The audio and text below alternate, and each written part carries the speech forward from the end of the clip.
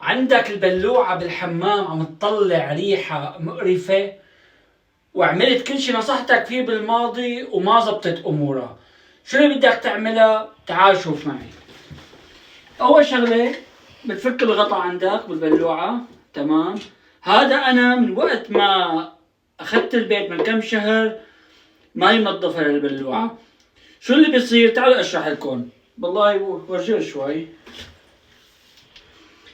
شايفين البلوعة على قد ما فيها وسخ بتلاقوها الوسخ هذا بيغب المي يلي بقلبها. شو بتصير؟ بتصير بلوعة ناشفة، بتصير بترجع ريحة. تمام؟ شو اللي بدي اياه منكم؟ اللي بدي اياه منكم انه بتجيبوا كفوف قاسيين. ليش قاسيين؟ هلا بشرح لكم. وبتجيبوا سكينة او مفك، ما بتدقوا دق، لا، بس عالداير، داير مندار، فهمت علي؟ داير مندار، ما بتدقوا، لانه اذا دقيتوا بتبخشوها للبلوعة.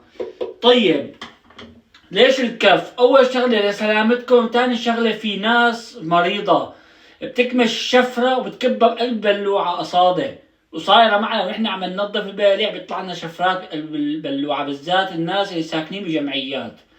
انت ساكن ببيت الك وعرفان اهل بيتك، ما في داعي تخاف، ولكن منيح تلبس كفوف بايدك. بس تخلص تاخده للكف وبتحطه بهالغسالة بتغسله. تمام؟ هل يكفي بس تنظف بلوعة من هون؟ لا، تحت مانع الريحة بالبلوعة. البلوعة صايرة هيك وهيك، تمام؟ هون في مانع الريحة، تحت مانع الريحة، فوت ايدك كمان وسحاب على الاغلب بتلاقي كمان في وسخ علقان بقلبه.